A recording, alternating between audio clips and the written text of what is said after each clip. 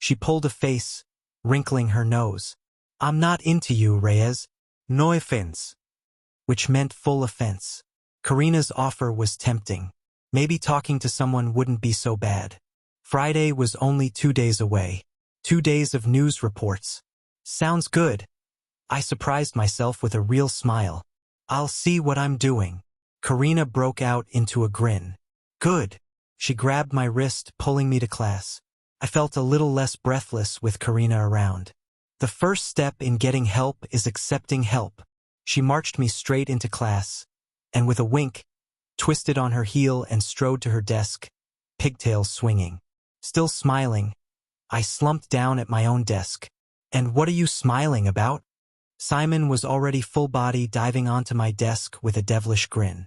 You walked to school with Karina. I dropped my backpack on the floor. There was no teacher. 8:50 a.m., and Mrs. Cannon still hadn't arrived. I shoved Simon off my desk. So? Simon leaned in, close enough that his breath feathered across my face. My skin prickled, igniting.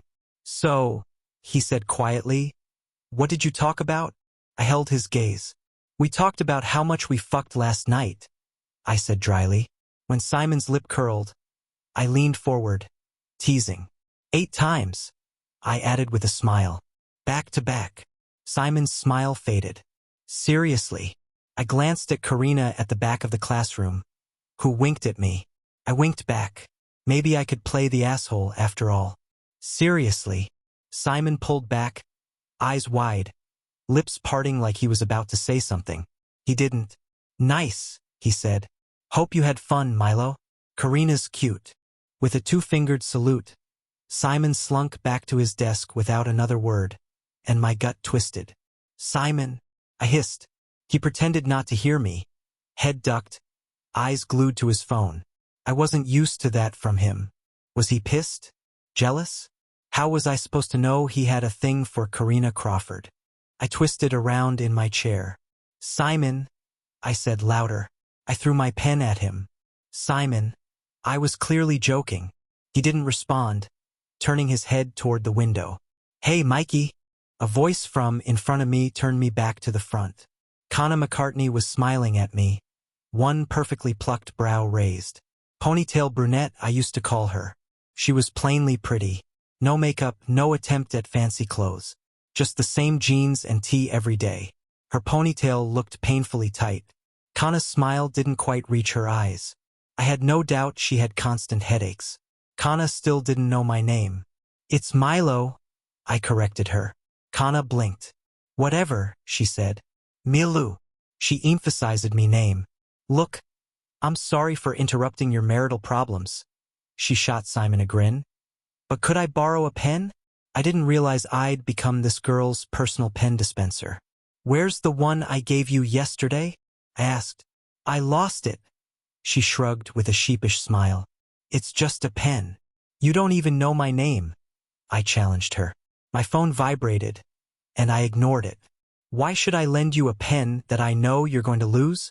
I didn't lose it, she said, fashioning a smile. I misplaced it. That's also called losing it. Her eyes narrowed. Didn't I lend you a pencil that one time? I smirked. That doesn't make up for all of the pens you've misplaced. It's a pen. She nodded at my phone vibrating across my desk. Answer your call. Geez. I rolled my eyes, turning my focus to my phone. But all my bravado, all my confidence, came crashing down seeing one word. Mom. I stood up, pushing my chair back. Mom. Milo. Mom was sobbing, her breaths rattling down the phone.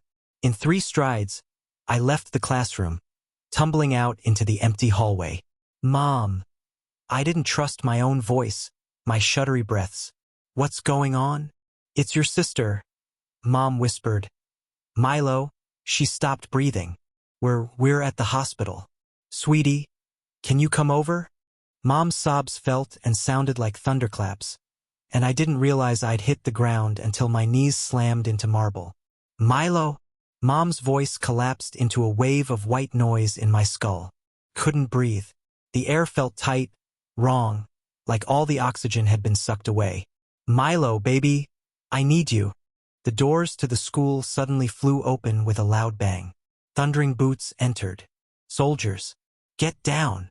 I was slammed face first into the floor, my phone skittering away from me. Mom, Mara, gone. The man towering over me reeked of hair gel and shoe polish. His boot came down on my back, knocking the breath from my lungs. Hands on your heads. I obeyed, choking on air and dust. Mom, was she okay? Mara, how was I supposed to reach them? How was I going to see my sister again? I stayed down until rough hands hauled me upright, my arms yanked behind my back and tied together. Soldiers flooded the classroom, driving my terrified classmates into the hallway, all of them with their hands on their heads. I caught a glimpse of Simon starting toward me before a soldier shoved him back. There was no explanation. No answers. We were treated like cattle. When we asked questions, we were threatened. I was hauled into the back of a military truck with 15 other kids. The journey dragged on, highway after highway, cold, carrying me farther from Mom and Mara, and from my life. Therapy and pizza with Karina Crawford. Regionals. College applications. There were no blankets, we were dumped on metal benches. I sat between a girl who wouldn't stop screaming and a boy who pissed himself. I drifted off, my head uncomfortably pressed into a stranger's shoulder. I let myself sleep, the nauseating sway of the truck lulling me into some kind of slumber. Out. I woke to daylight. No, artificial white lights bare linding us. A soldier was already yanking kids out of the truck.